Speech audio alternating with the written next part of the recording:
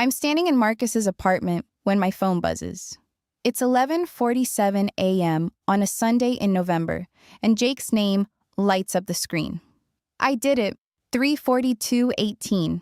Where are you? Can't find you in the crowd. Everyone's asking about you. There's a photo attached. Jake at the finish line of the Seattle Marathon, hands on his knees, chest heaving, medal around his neck. His face is flushed red, hair plastered to his forehead with sweat. Behind him, I can see the Gasworks Park skyline. Other runners wrapped in those silver thermal blankets, and a crowd of people holding signs. I'm reading this while wearing Marcus's Sonic Youth t-shirt. I can hear the espresso machine grinding in his kitchen. The fancy La Marzocco he told me about during my visits to Analog Coffee, the one he saved for 8 months to buy. There's music playing softly from his vintage record player, something indie and melancholic that I don't recognize. Jake just ran 26.2 miles. He's been training for 18 months, every morning at 5:30 a.m., alarm buzzing in the dark. Every weekend, longer and longer runs while I slept in.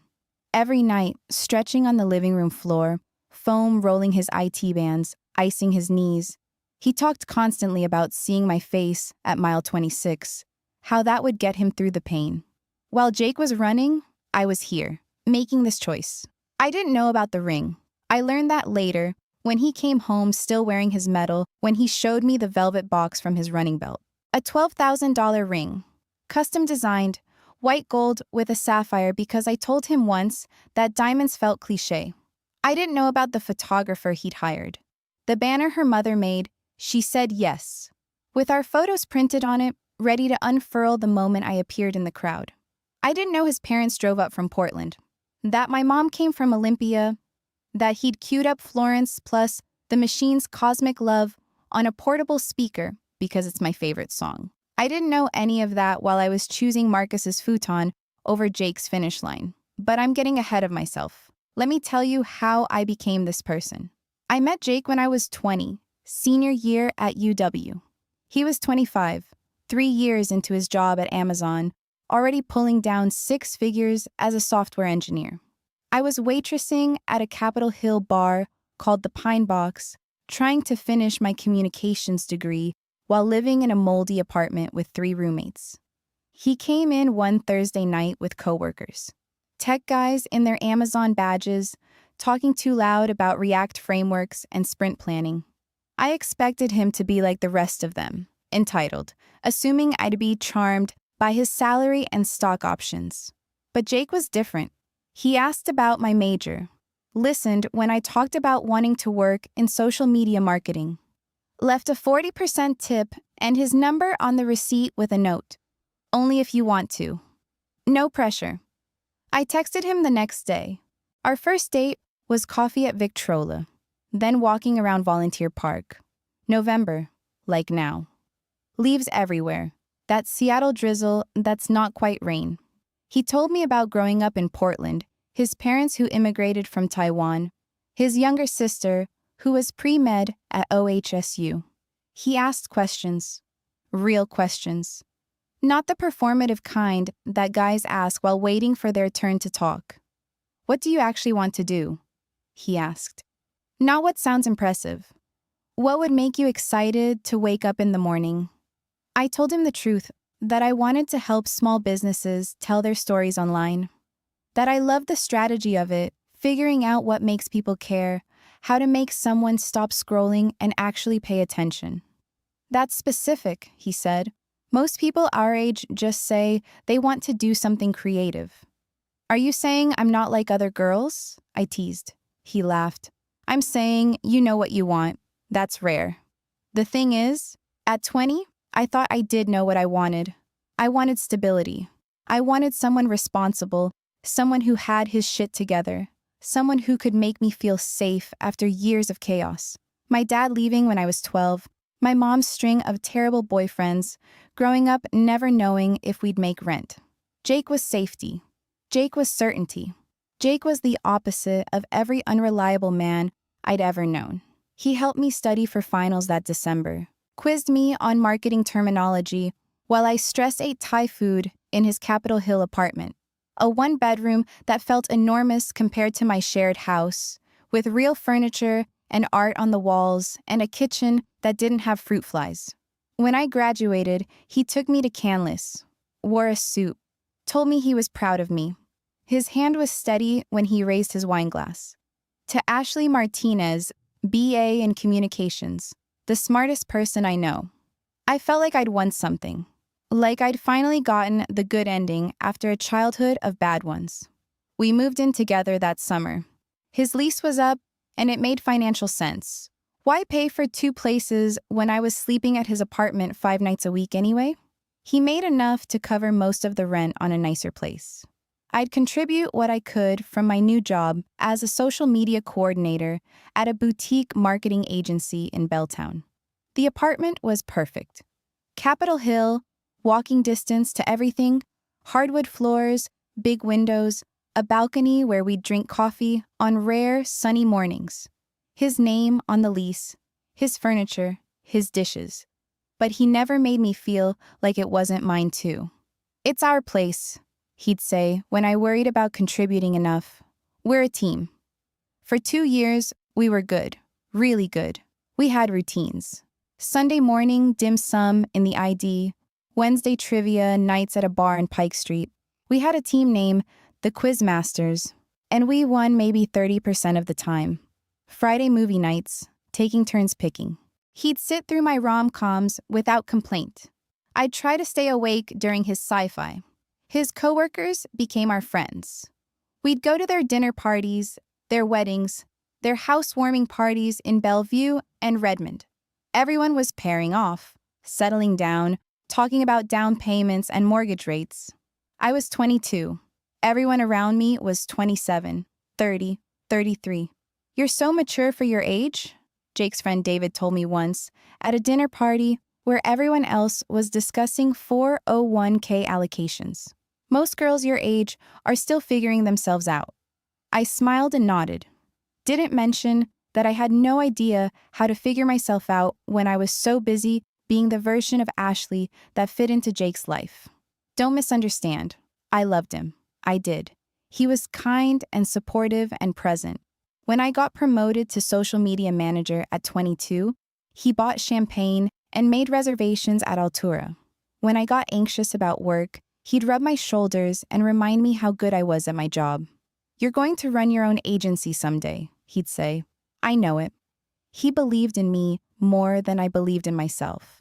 But somewhere around year 2, I started feeling like I was wearing a costume, playing house, being the girlfriend of a successful software engineer, attending Amazon events, smiling at his manager, making small talk with other tech girlfriends and wives who all seemed so comfortable in this world. I was 22, making $48,000 a year, living in an apartment I couldn't afford on my own, dating a man who had his retirement fully planned, and I started feeling like I couldn't breathe. Then Jake decided to run a marathon.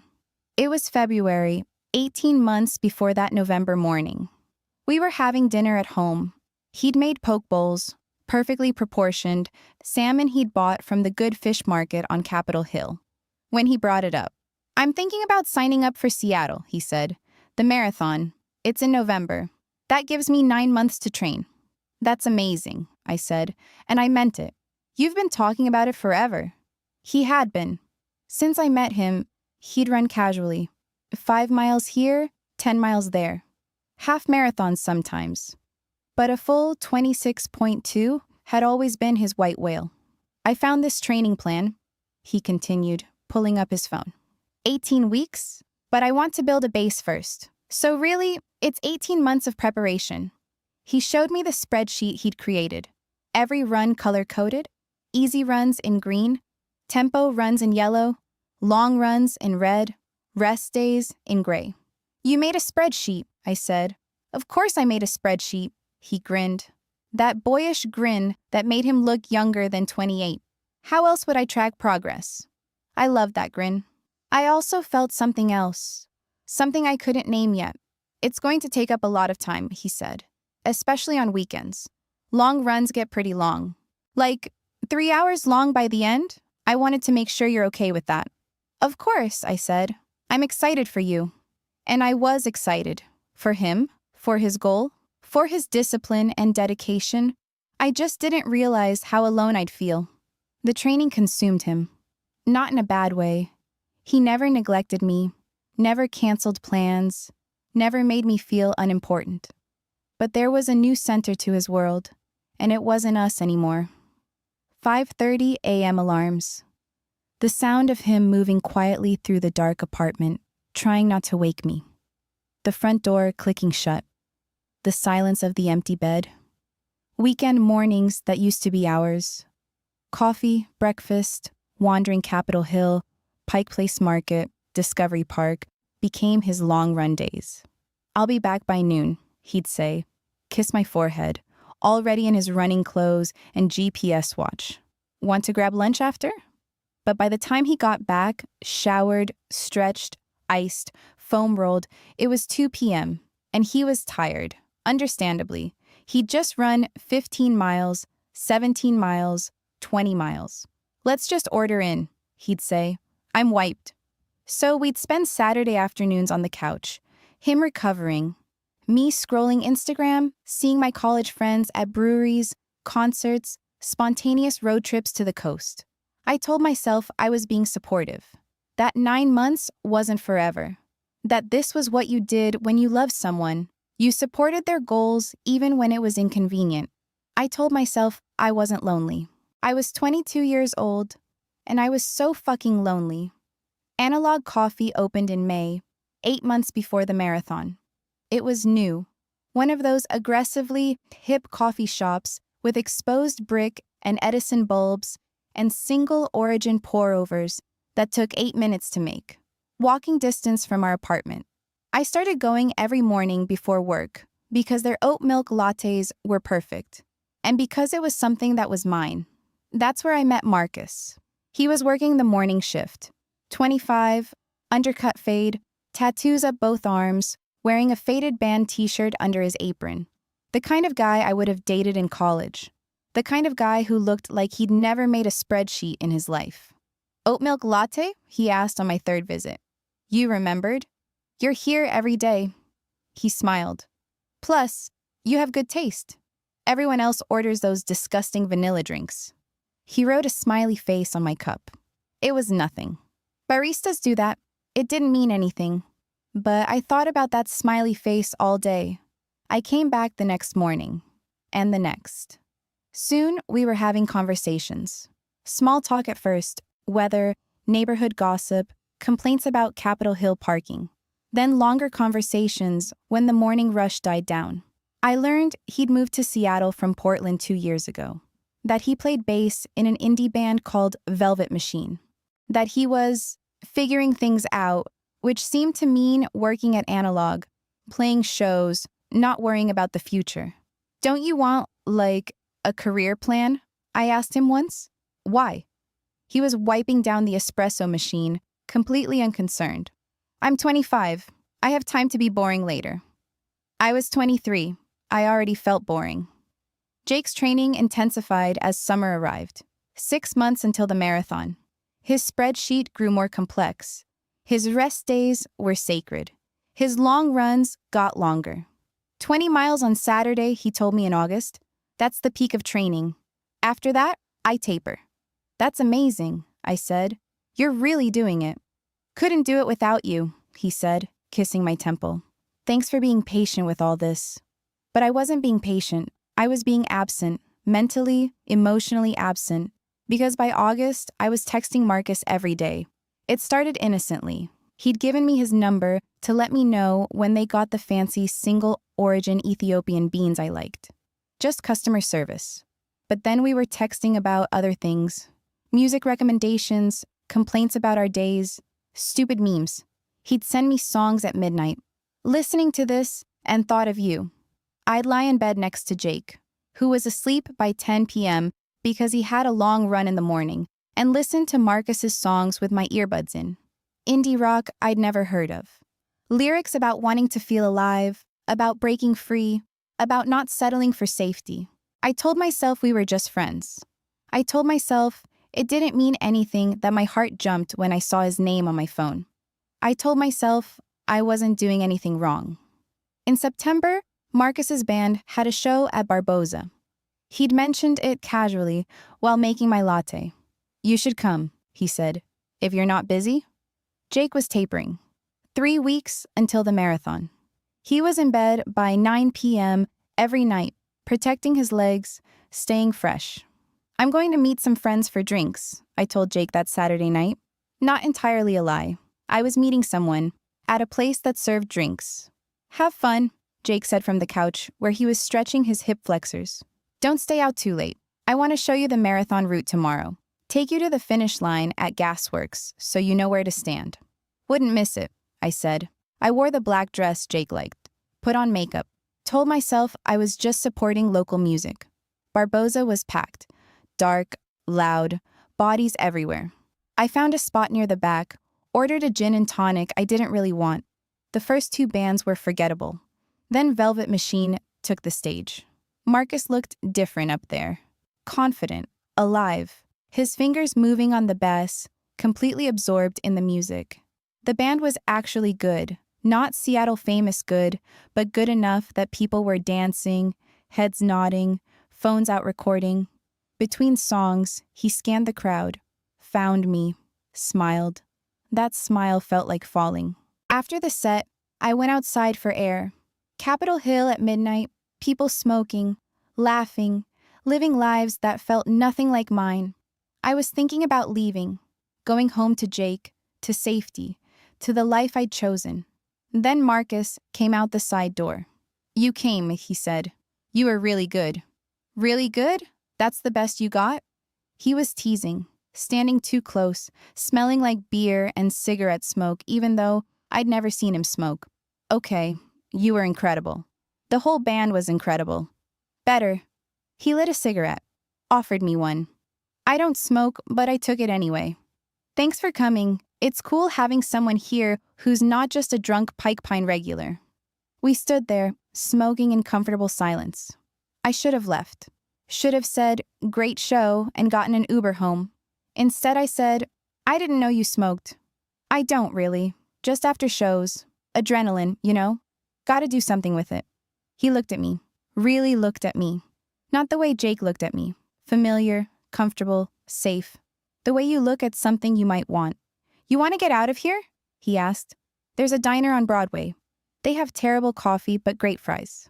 I should have said no. I said yes. We sat in the diner until 2 a.m., talking about everything.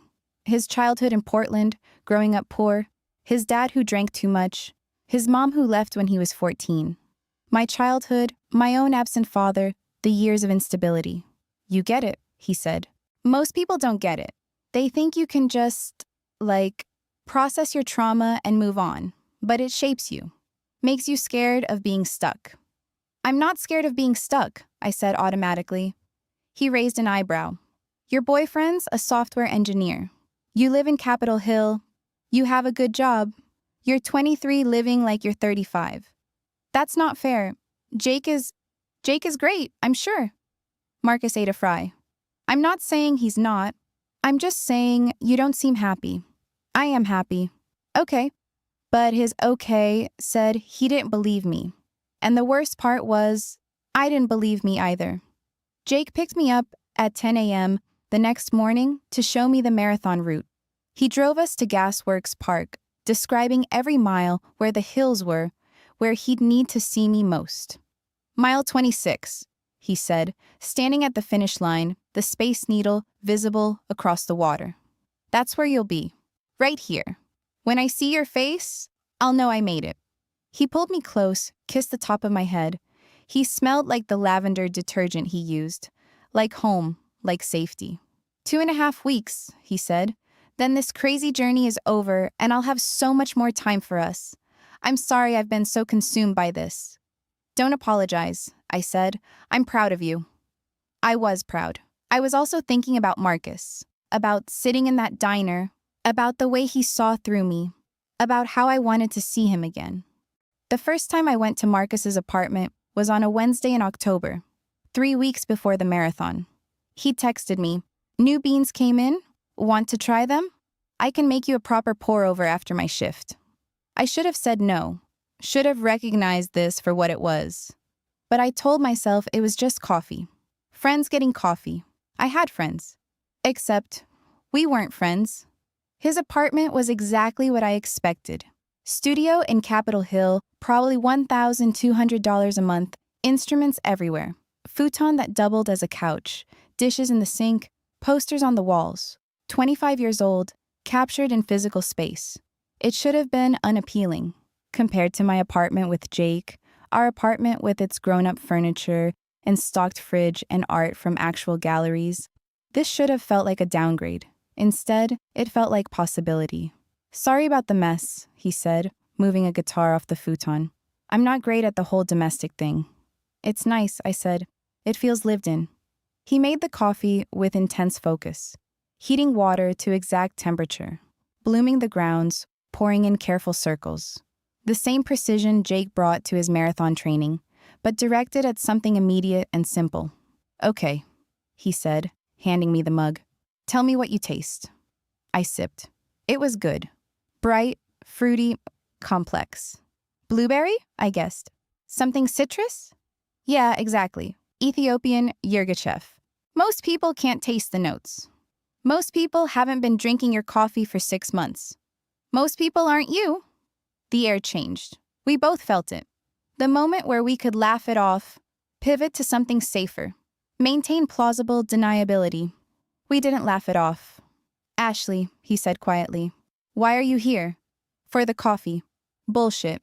He was right. It was bullshit. I don't know, I said honestly. I don't know what I'm doing. Do you love him? Your boyfriend? Jake. His name is Jake. Okay. Do you love Jake? I did. I did love Jake. He was good and kind and stable and everything I should want.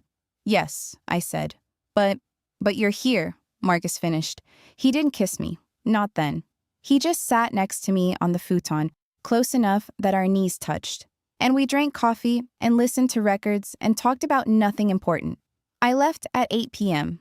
Jake was home when I got back, foam rolling his quads. Where were you? He asked. Not suspicious, just curious. Grabbed drinks with Jenna from work. First lie. Fun. I made salmon for dinner. Yours is in the fridge. He'd made me dinner. While I was at another man's apartment, Jake had made me dinner. I ate the salmon. It was perfect. It tasted like guilt. The second time I went to Marcus's apartment was 2 days later. Then 3 days after that. Then I was going twice a week, 3 times a week, always with excuses. Working late, drinks with Jenna, yoga class I joined, happy hour with college friends. Jake never questioned it. Why would he? He trusted me completely. We hadn't crossed any physical line yet, but we were living in the space right before. The space where everything was still technically innocent, but we both knew where this was going. Marcus would play me songs on his bass.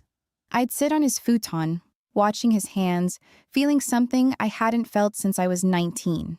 That electric possibility, that sense that anything could happen. You should leave him, Marcus said one evening, 2 weeks before the marathon. Not for me, just for you. You're not happy. You don't know that. I do know that. You're here instead of with him. He's tapering. He goes to bed at 9 p.m. Ashley. Marcus put down his bass. Stop making excuses. I'm not. You're 23 years old. You're living like you're 40. Safe job, safe relationship, safe life. When do you get to be 23? Being 23 doesn't mean blowing up your life. Doesn't it though? Isn't that the point? Make mistakes now while they're not permanent? Except they were permanent. I just didn't know it yet. The line got crossed the following week, 1 week before the marathon. I went to Marcus's apartment after work. Jake was at a dinner with his running group, final carb loading strategy, race day planning, comparing their training. He'd be home by 9 p.m. Marcus opened the door, already holding a beer. Rough day? Why do you assume I had a rough day? Because you texted me, I need a drink with 6 exclamation points. I had done that. We sat on his futon, drank beer. He played records, some obscure post-punk band I'd never heard of. We talked about my day, my boss who didn't appreciate my ideas, my sense that I was wasting my talent on a company that didn't care. So quit, Marcus said. Start freelancing? You're good enough. I need stability. You need stability? Or Jake needs you to need stability? That's not fair. I'm not trying to be fair. I'm trying to be honest. He looked at me. I looked at him. The same charged air from the first visit, except this time there was nothing stopping us. Tell me to stop, he said quietly. I didn't tell him to stop. He leaned in slowly, giving me time to pull away. I didn't pull away. When his lips touched mine, I tasted beer and something else, something that felt like freedom and terrible choices, and the end of everything safe. We both knew what was happening. We both knew what I was choosing. It wasn't just kissing. It went further than that, though the details don't matter. The betrayal wasn't in the specifics of what we did. It was in the fact that I did it at all. I got home at 10:30 p.m. Jake was asleep, his phone alarm set for 5:30 a.m. He had a final 15-mile run before race week tapering.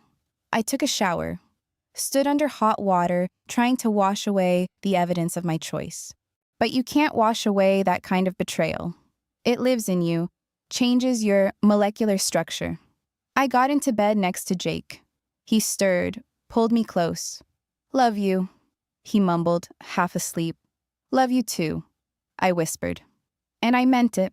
That's the thing people don't understand. I meant it. Race week. Jake was a bundle of nervous energy and forced calm. He'd tapered perfectly, his training spreadsheet complete, every run executed according to plan. Just 5 easy miles tomorrow, he said Monday night. Then rest Wednesday and Thursday. Just a 20-minute shakeout on Friday. Then race day. He kept talking about seeing me at the finish line, about how that moment would make everything worth it. 18 months of training, he said Wednesday night, all for that moment when I see your face and know I did it. I nodded, smiled, died inside. I'd been to Marcus's apartment 3 times that week. Jake was so focused on resting, eating right, staying off his feet. He went to bed early every night, and I'd wait until he was asleep, then text Marcus. Come over, Marcus would respond. I'm working on a new song. So I'd go. I'd tell myself each time it was the last time, that after the marathon, I'd figure out what I wanted, that I just needed to get through Sunday. Saturday afternoon, the day before the race, Jake was foam rolling in the living room. I was on the couch, pretending to read, actually texting Marcus. Big day tomorrow, Jake said. I can't believe it's finally here. You're going to be amazing. Will you come to the expo with me? I need to pick up my bib. So we went to the Marathon Expo. Thousands of runners, everyone excited, nervous, comparing training stories. Jake picked up his bib, number 10,847, and his race shirt. He kept his hand in mine the whole time. Next year, we should both do it, he said. We could train together. Maybe, I said. We got dinner at our favorite ramen place. Jake ordered extra protein, last big carb load before tomorrow. He talked about his goal time, sub 3:45, his strategy for the hills, his plan to start conservative. The ring, Jake said suddenly. What? I keep forgetting. I need to move your ring from my nightstand to somewhere safe. I don't want you finding it randomly. My ring. I'd forgotten. We talked vaguely about getting engaged. Someday, eventually, when I was ready. You bought a ring? Months ago. He grinned. Don't worry. You're not finding it. It's hidden well. I forced a smile. Felt my stomach drop. We went home. Jake was in bed by 8:30 p.m. He set 3 alarms, 4:45 a.m., 5 a.m., 5:15 a.m. Race started at 7 a.m. He wanted to get there early, settle his nerves, use the bathroom multiple times, get in his corral. I love you, he said, kiss me goodnight. Thanks for doing this with me. This whole journey. Couldn't have done it without you. I love you too. He fell asleep almost immediately. I lay there in the dark, listening to him breathe. My phone buzzed. Marcus. You awake? Me. Yeah. Marcus. Come over. Last night before you're stuck at a marathon all day? I should have stayed in bed. Should have been there when Jake's alarm went off at 4:45 a.m. Should have made him breakfast, kissed him goodbye, told him I'd see him at Gasworks Park. Instead, I waited until midnight. until I was sure Jake was deeply asleep. Then I got up quietly, got dressed, grabbed my keys. I went to Marcus's apartment. I got home at 3 a.m., 4 hours before the race started. Jake was still asleep. I set an alarm for 5 a.m. I'd wake up, pretend I'd been there all night, make him breakfast before his race. But I didn't hear the alarm. Or maybe I did and turned it off in my sleep. When I finally opened my eyes, it was 7:15 a.m. Jake was gone. There was a note on the nightstand. Didn't want to wake you. See you at the finish line. I love you. Jay. The race had started 15 minutes ago. I should have gotten up immediately. Should have showered, gotten dressed, taken an Uber to Gasworks Park, found my spot in the crowd. Instead, I looked at my phone. Marcus had texted at 6:30 a.m. Coffee? And I made a choice. The worst choice. The one I can't take back. I texted back, yeah, your place? Marcus. Doors unlocked. I'm still in bed. I got dressed. Left the apartment. Walked 3 blocks to Marcus's building while somewhere downtown, Jake was running mile 3, mile 4. His GPS watch tracking every step. The ring in his running belt. That's where we started. Marcus's apartment at 11:47 a.m. when Jake's text arrived. I did it. 3:42:18. Where are you? Can't find you in the crowd. I was on Marcus's futon wearing his t-shirt. He was in the kitchen making coffee with that La Marzocco, humming something, completely unconcerned with my unraveling. My phone rang. Jake calling. I didn't answer. Text from my mom. Where are you? Jake finished. He's looking everywhere for you. Everyone's here? Everyone was there. My mom, his parents, his sister, his running group friends, the photographer, the banner. My phone kept buzzing. Calls from Jake, from my mom, from Jake's sister, Emily, who I'd always gotten along with. Emily's text. Ashley, where the hell are you? Jake is freaking out. He has something important to tell you. I need to go, I told Marcus. He looked at me from the kitchen. What's wrong? Jake finished his marathon. I was supposed to be there. Oh shit. But he didn't sound that concerned. That's rough. You should probably head out then. That's when I realized Marcus didn't care. Not really. I was just a fun distraction. Someone to hang out with, sleep with, pass time with. While I was destroying my entire life, he was just having a casual weekend. Yeah, I said quietly. I should go. I got dressed. He didn't try to stop me. Didn't say, when will I see you again, or text me later, or anything that suggested this mattered to him. See you around, he said, already back to making his coffee. I walked home. 3 blocks that felt like 3 miles. It was a beautiful November day. Crisp, clear. The kind of Seattle day that feels like a gift. Perfect marathon weather. Jake wasn't home yet. I tried calling him. He didn't answer. I paced the apartment, looked at his training spreadsheet on the fridge, every run color-coded and checked off. 18 months of discipline and dedication, culminating in today, the day I wasn't there for him. At 2:15 p.m., I heard his key in the lock. He came through the door, still in his race clothes. The metal around his neck. Those silver thermal blankets wrapped around his shoulders. His face was red, his hair sweaty, his eyes hollow. He looked at me. Didn't say anything at first. Jake, I said. I'm so sorry, Where were you? I overslept. I didn't hear my alarm. I'm so sorry. I know that's not... I called you 14 times. I know. I'm sorry. He stood there in our entryway. Our apartment. His apartment. The one I'd moved into, but never really made mine. Then he reached into the small pocket of his running belt. Pulled out a blue velvet box. I ran 26.2 miles with this, he said quietly. He opened it. A ring. White gold. Blue sapphire. Exactly what I'd always said I wanted. Back when I thought I knew what I wanted. I had a photographer, he continued. His voice was eerily calm. At the finish line. And my parents drove up from Portland. Your mom came from Olympia. Emily took the day off work. My running group was all there. There was a banner. My stomach dropped. Jake. I had a whole thing planned. There was a speaker set up. That Florence song you love. Cosmic love. I was going to propose right there at the finish line, in front of everyone. I couldn't speak, couldn't breathe. My hamstring cramped at mile 18, he said. Worst pain I've felt in my life. Thought I might have to drop out. But I kept going because I knew you'd be there. At mile 23, my knees started giving out. Every step hurt. But I kept going because I was going to see your face at the finish line, and it would all be worth it. Jake, I'm so sorry. Where were you, Ashley? This was the moment I could have lied. Could have said I overslept, that my phone died, that I had some emergency. He might have believed me, might have forgiven me. We could have moved past this, gotten engaged eventually, lived our safe life. But I was so tired of lying. I was with someone else, I heard myself say. The words hung in the air. I watched them land, watched his face change. Not anger, something worse. Realization, understanding, the death of trust in real time. How long? He asked. A few weeks. How long, Ashley?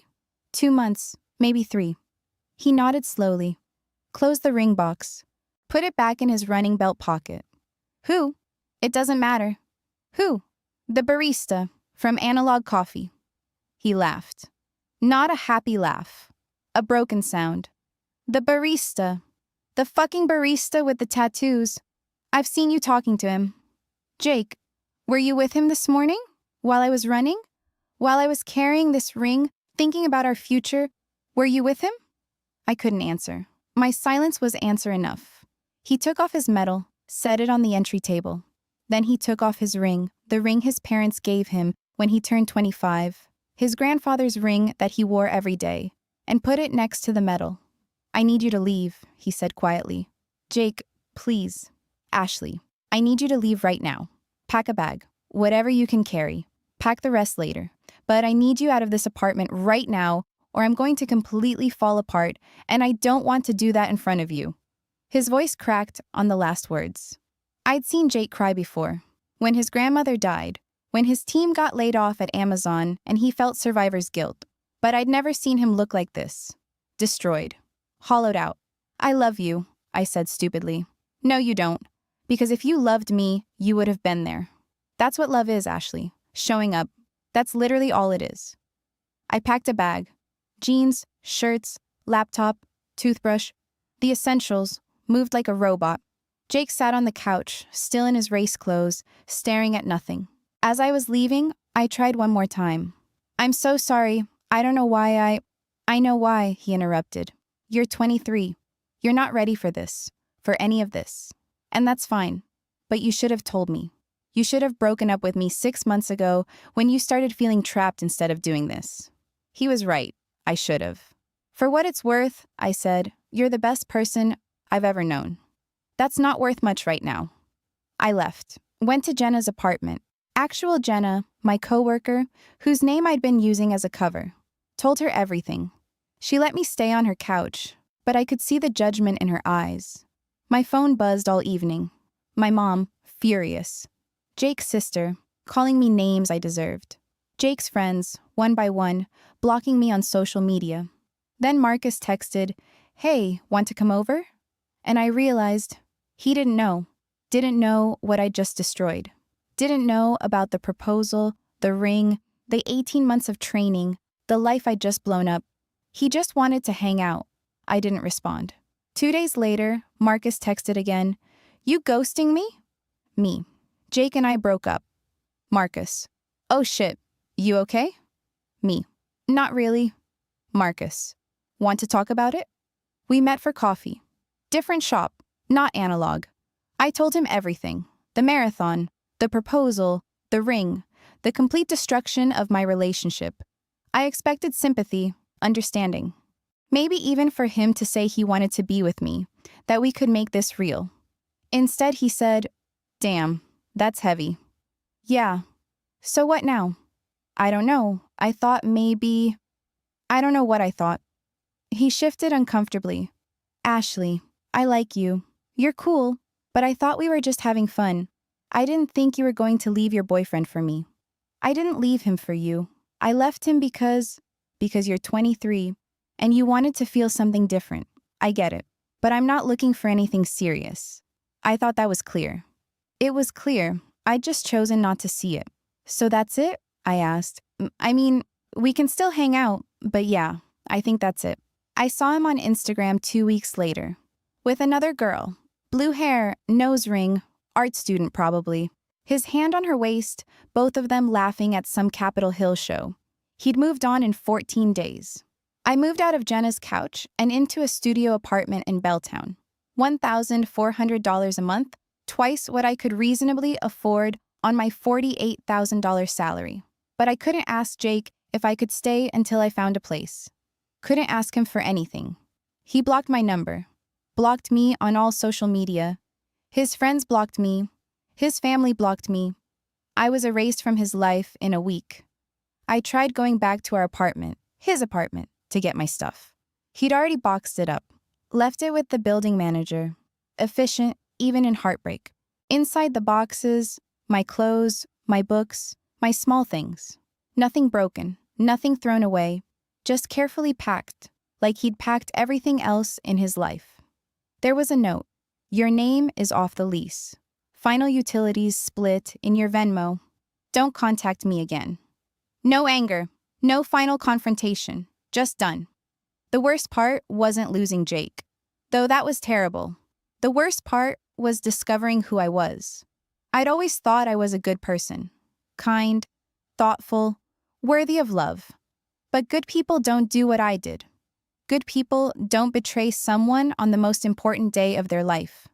Good people don't lie for months, don't maintain a double life, don't destroy someone who trusted them completely. I kept trying to understand my own choices, tried to find the narrative where I wasn't the villain, where I was just a young person who made mistakes, who felt suffocated, who needed to find herself. But there was no version of this story where I wasn't the villain. Jake ran 26.2 miles. He cramped at mile 18 and kept going. His knee gave out at mile 23, and he kept going. He carried a $12,000 ring in his running belt and planned a proposal and brought both our families to watch. And I was fucking a barista who didn't even want me. I found out through mutual friends, well, former mutual friends, that Jake started dating someone new 3 months later. Her name was Sophie. They met at his running group. I shouldn't have looked at her Instagram, but I did. Blonde, athletic, 27. A physical therapist. She ran marathons too. They'd run the Seattle half together, both wearing matching race shirts, holding hands at the finish line. In one photo, they were at Gasworks Park. The caption, training run with my favorite person. The same place Jake was going to propose to me. He looked happy, actually happy. Not just content or comfortable or stable, happy. I realized I never made him happy like that. I made him feel responsible for me, made him feel needed. But I'd never made him light up the way Sophie did in these photos. I'd wasted 3 years of his life. 3 years he could have spent with someone who actually showed up. 6 months after the marathon, I was still in my overpriced Belltown studio, still working the same job, still single, because everyone in Seattle's dating scene apparently knew my story. You're the marathon proposal girl, a guy told me on a first date. My friend knows Jake's sister. That was brutal what you did. There wasn't a second date. I couldn't go back to analog coffee, couldn't walk past Marcus serving lattes with that careless smile. So I started going to a different coffee shop, a generic Starbucks, where nobody knew me and the coffee was mediocre. I'd see couples sometimes, young couples, my age, holding hands, laughing, and I'd wonder if she'd show up for him, if she'd be there for his important moments, if she knew how lucky she was to have someone who cared. I'd see runners training on the Burke-Gilman Trail. Wonder if Jake was out there somewhere, running with Sophie, planning their future. I'd think about that ring, the white gold, the sapphire, the ring he ran 26.2 miles carrying. I wonder if he returned it, sold it, saved it for Sophie. I hoped he saved it for Sophie. My mom called occasionally. Our relationship was strained. She'd driven up from Olympia for that marathon, excited to see Jake achieve his goal, maybe expecting a surprise proposal based on his parents' knowing smiles. Instead, she'd stood there watching him search the crowd for my face, watching him realize I wasn't coming, watching his parents try to comfort him, watching the photographer pack up, watching the banner stay rolled up. "I don't understand you," she told me on one of our awkward phone calls. "Jake was good to you, better than any man I ever dated, better than your father. And you threw it away for what, a fling?" "I don't know, Mom." "You're just like your father," she said, "always chasing something new, never appreciating what you have." That hurt. It hurt because it might be true. I'm 24 now, still in the same studio, still at the same job, still alone. I went on a date last week. Nice guy, software engineer, probably makes good money. We got drinks at a Capitol Hill bar. "Have you been in Seattle long?" he asked. "A few years?" "Cool. I love this city. The running culture here is amazing. I just did the Seattle Marathon last month." My stomach dropped. "Oh yeah?" "Yeah, qualified for Boston. It was incredible. My girlfriend, well, now fiancé, was at the finish line. Proposed right there. She said yes." He showed me a photo on his phone. Him on one knee, her crying, happy tears, the Space Needle in the background. "That's beautiful," I managed. "Best day of my life." I went home after one drink, told him I wasn't feeling well. I saw Jake one more time, 3 months ago, at Pike Place Market. I was buying overpriced flowers for my empty apartment. He was there with Sophie, looking at produce, laughing at something she said. He looked healthy, happy, whole. He didn't see me. I made sure of it, ducked behind a flower stand until they passed. I wonder what would have happened if I'd been at that finish line. If I'd stayed in bed instead of going to Marcus's apartment. If I'd shown up. Jake would have proposed. I would have said yes, probably. We'd be engaged now, maybe married, planning our future. Maybe I'd be training for a half marathon with him. Maybe I'd be happy. Or maybe I'd still feel trapped. Maybe I would have said yes, and then spent years feeling suffocated, eventually doing something worse. Maybe blowing up the relationship when I was 23 was better than blowing it up when I was 30 with kids involved. I tell myself that sometimes. That I did the right thing at the wrong time, in the wrong way. But I don't believe it. The truth is simpler and uglier. I had something real and I destroyed it for something that wasn't real at all. I chose temporary excitement over lasting love. I chose a barista who didn't want me over a man who would have run through cramping hamstrings to propose to me. I made the wrong choice, the worst choice. And I have to live with that now. I'm the girl who betrayed during the marathon proposal. That's my story in Seattle's social circles. That's who I am. Not a good person who made mistakes. Not a young person figuring herself out. Just someone who destroyed a good man on the most important day of his life because I wanted to feel something different for a few hours. Jake deserved better. He got better. Sophie shows up. Sophie supports him. Sophie makes him happy.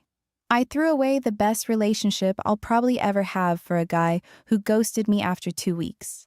That's who I am. I have to live with that knowledge forever. Some mistakes you don't recover from.